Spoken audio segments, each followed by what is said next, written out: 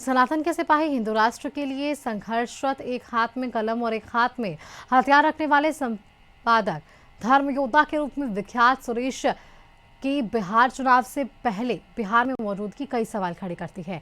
BJP के लिए पर्दे के पीछे माहौल बनाने के आरोप इन पर लगते रहे हैं। बिहार चुनाव में जनता को राष्ट्रहित के मुद्दों को लेकर सजग और सक्रिय करने की कवायद में पहुंचे सुरेश से सहयोगी दीपक शर्मा की खास बातचीत सुनिए। सुरेश जी, बहुत बहुत स्वागत है आपका कशिश न्यूज पर। जय श्री राम। सुरेश जी, सबसे पहले तो ये हम समझना चाहेंगे कि बिहार का चुनाव नजदीक है और आप दिल्ली मुख्यालय में ही ज्यादा समय व्यतीत करते हैं। चुनाव के समय बिहार में होना, ये क्या संकेत माने हम? नहीं, वैसे तो मैं देश भर में घूमता ही रहता हूँ, आप जानते हैं, और बिहार में तो 2 महीने पहले भी आया था।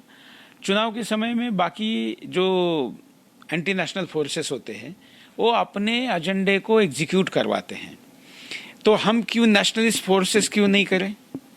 क्योंकि अगर स्पेस आप छोड़ेंगे तो उसका दुरुपयोग तो कोई ना कोई करेगा ही। तो इसलिए हमने तय किया कि बिहार का इस्लामीकरण, ये मुद्दा बिहार के चुनाव में आज तक कभी भी नहीं रहा। आप 5 साल पहले का चुनाव याद करिए, तब तो बीजेपी भी ये बातें नहीं बोलती थी, लेकिन हम तो पिछले 23 वर्षों से बोल रहे हैं। और इसलिए हमने तय किया कि इस चुनाव के पहले ही, मैं 2 महीने पहले आके यहाँ अपने कार्यालय का उद्घाटन करके हमने कहा कि हम यहाँ ये मुद्दा करेंगे। परिणाम क्या हुआ आपको याद होगा, महाराष्ट्र चुनाव में भी हमने घुसपैठ का मुद्दा उठाया था, और जब ये मुद्दा हमने उठाया था तो कोई मानने को तैयार नहीं था। बाद में सिचुएशन ये आ गई कि आज बिहार के वोटिंग लिस्ट से लाखों लोगों को निकाला गया।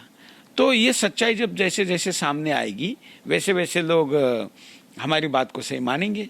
तब तो हमारे एजेंडे पे चुनाव आ गया है। तो जब हमारा एजेंडा मतलब देश का एजेंडा, राष्ट्रीय सुरक्षा का एजेंडा, तो ये एग्जीक्यूट करने के लिए सारे फोर्सेस को हम कहेंगे, पक्ष को भी कहेंगे, विपक्ष को भी कहेंगे, जनता को भी कहेंगे, और आप जैसे राष्ट्रवादी लोगों को भी कहेंगे। बहुत बहुत धन्यवाद सुरेश जी, अपना समय देने के लिए, हमारे साथ बातचीत करने के लिए। तो अब देखना दिलचस्प है कि सुरेश चौहानके जी का संदेश तो बिहार के मतदाताओं से है। अब बिहार के मतदाता मजबूर होकर मतदान करते हैं या मजबूत होकर मतदान करते हैं, ये चुनाव परिणाम ये आने वाला समय बताएगा। फिलहाल कशिश न्यूज के इस खास पेशकश में इतना ही। सहयोगी संजय के साथ दीपक शर्मा, कशिश न्यूज।